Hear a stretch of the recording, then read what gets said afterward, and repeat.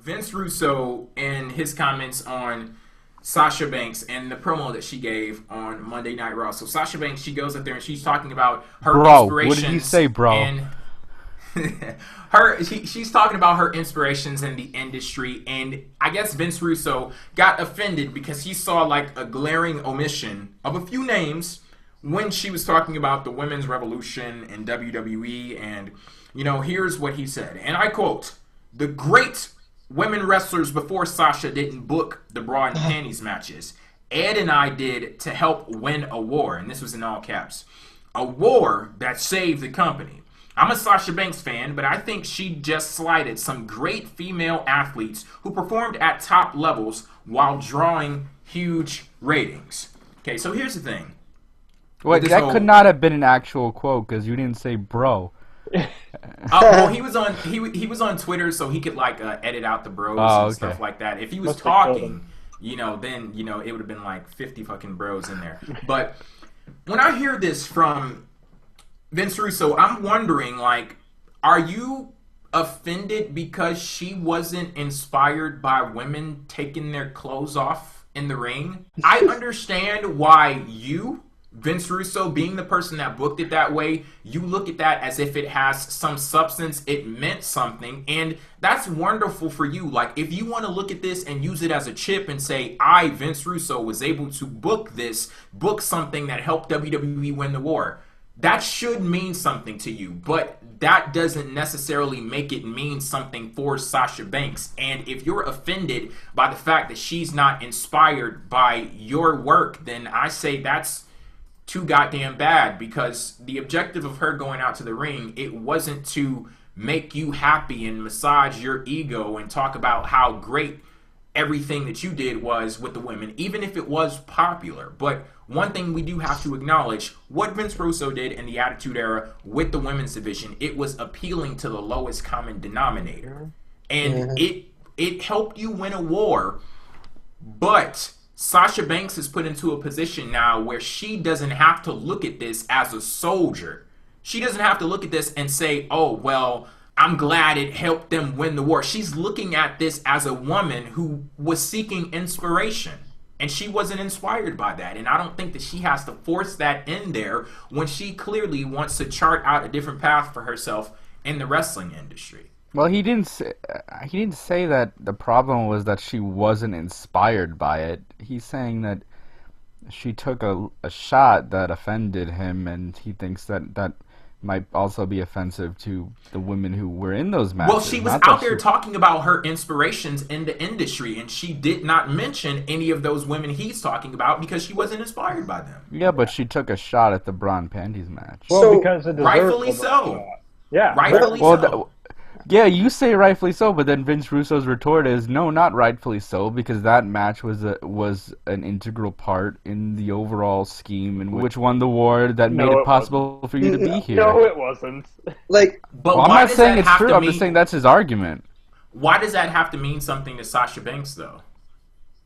Well, it's just saying don't be taking shots like that, because that match was an important aspect of the Attitude Era, and it really was, in my opinion. It wasn't like a huge thing. It wasn't Austin, but there was definitely an aspect of the Attitude Era that involved around sex appeal, and we all know that. That's what had to be done in order to survive back then. So he's looking at it as a soldier, and that I can see why he would take it that way, because back then you did what you had to do, and now they have the luxury of making it more of an art form. They have these great matches these days, but back then it was a lot about shock appeal. You had to do that kind of thing. I don't see how her comment, or her really one comment, is really slanderous to any of those women, because let's just assume the females that Sasha's referring to know exactly who they are. Like, let's just take names like Sable, Tori, Stacy Keibler, the Cat, Kelly, all these sex icons. Yes, in the era they were brought up in, that might have been what they had to do. And that's perfectly fine, because I'm sure at the time some of them were okay with it and some weren't, but that's their own prerogative. Sasha, however, has a different prerogative, and all she's saying is she's more like proud of where she is right now because she doesn't have to subject herself to that kind of exposure. And, yeah, but the point that Russo is making is that the only reason she has the opportunity to not subject herself to that exposure is because the other women did it, which made the company what it is today. I mean, I'm not saying I agree with him. But I'll tell you guys off air. But I'm not saying I agree with him, but I think it's a decent point for someone like him who was in the mix, and him thinking about all the girls. He's clinging to whatever he can to be in the limelight again. I don't think he is. I understand the point being made there. I do, and to his credit, I do think Sasha owes like a smidgen of thanks to that. But fuck off! No, she doesn't. No, like no. Okay, hold on. Okay. Bra-n-panties matches were a plight. As a male, maybe when I was young, I thought it was cool, but that was because I was 8 years old. Now, as a man, I look back at that and I see that as disgusting.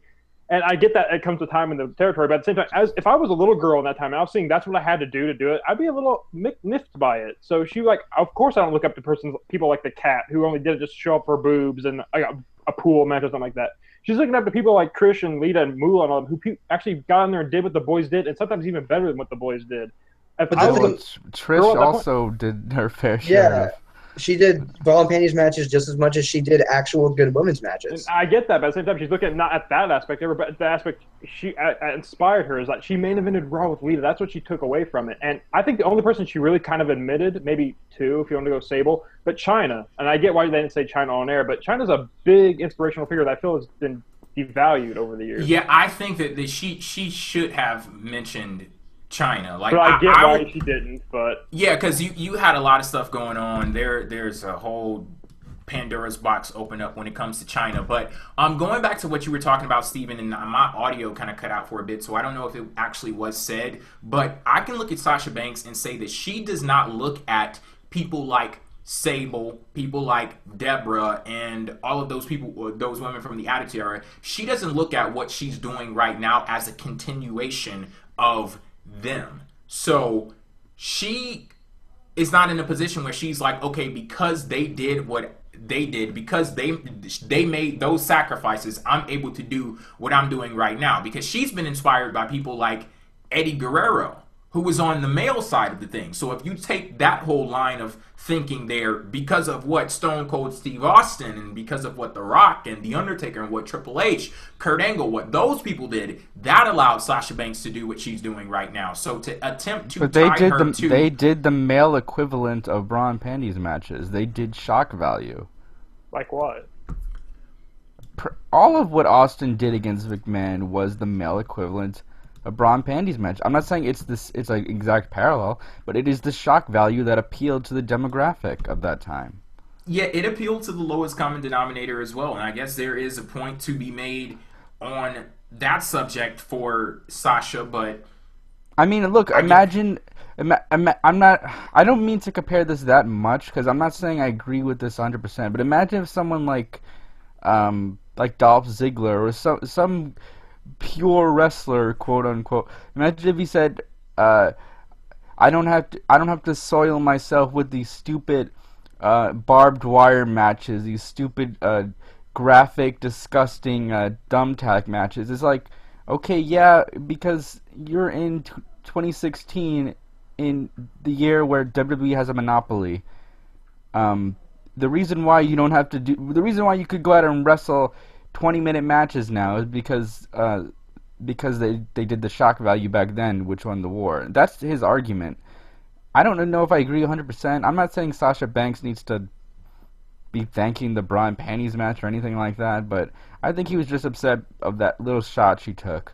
Not that she wasn't inspired by it, but that she took that little shot. And maybe he's more offended than he should be, but I don't know. I think it's a fair point. He has a valid point. I just don't know how strong it is, but it's interesting to think about. Yeah, Vince Russo, that's one thing that I can give him. He does say a lot of very interesting things. Oh, there's that facetiousness again. Now, it was there. I'll admit it. It was there. But on the subject of Dolph Ziggler, like, I really like Dolph Ziggler's character. All right. Are we still in the buy or sell segment? So can I sell Vince Russo in North Korea or something like that? Can I do that? I'm just curious if he has a price tag. I can get rid of him. Okay, there we go. Sure.